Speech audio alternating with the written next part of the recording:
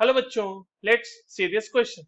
If humidity of air is increased, then density of air decreases, but water vapor is a gas or water in form of gas and air is a mixture of gases.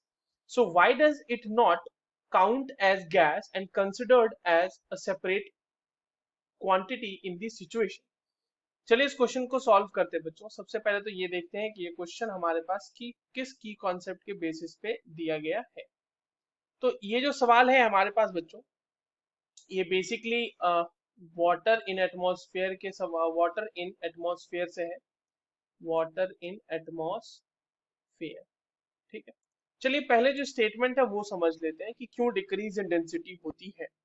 तो देखो, जब आप water molecule water molecule when water molecules या फिर water vapour है ना, जब वो एटमॉस्फेयर में ऐड होगा तो वाटर वेपर के फॉर्म में ऐड होगा। तो व्हेन वाटर मॉलिक्यूल्स या जिसे वाटर वेपर कह रहे हैं कि are added to a given amount, to a given given volume of gas कर लेते हैं, तो गिवन वॉल्यूम ऑफ गैस। तो देखो क्या होगा वहां पे, जब आपने वाटर वेपर ऐड करा तो जो उस वाटर वेपर होगा वो ड्राई एयर के मॉलिक्यूल्स को वहां पर से हटा देगा। इसको इस तरह से लिख सकते हैं कि the dry air molecules must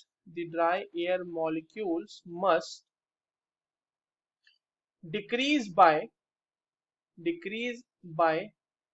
the same number। अब ऐसा क्यों कर रहे हैं ये? To keep to keep to keep the pressure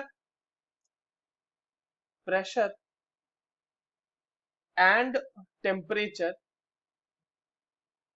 temperature from increasing. ठीक है, इंक्रीज होने से बचाने के लिए, टेम्परेचर फ्रॉम इंक्रीजिंग, चेंज नहीं होने के लिए बेसिकली। तो उसके लिए जब वाटर वेपर ऐड होगा तो वो same number of dry airs को वहां से डिस्प्लेस कर देगा। तो अब देखिए यहां पर क्या हुआ कि hence the mass per unit the mass per unit volume of gas that is density, है ना। और ये हम किसकी बात कर रहे हैं? डेंसिटी ऑफ गैस की हम बात कर रहे हैं, हम सिर्फ और सिर्फ ड्राई एयर की बात कर रहे हैं यहाँ पे। डेंसिटी ऑफ गैस यानी कि ड्राई गैस की हम बात कर रहे हैं, डिक्रीजेस। अब ये क्यों कहा गया? ये तो हो गया कि क्यों डिक्रीज कर रहा है, ये समझ गए।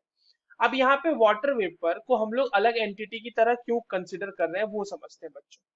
देखिए, वाटर वेपर जो होता है बच्चों, वो बेसिकली आपके पास वो इवेपोरेट होता है लिक्विड फॉर्म से, and then it goes into it goes into gaseous state, है ना। ये वाटर वेपर हो गया आपके पास, ये वेपर फॉर्म में आपको मिल गया और ये आपका लिक्विड फॉर्म में है।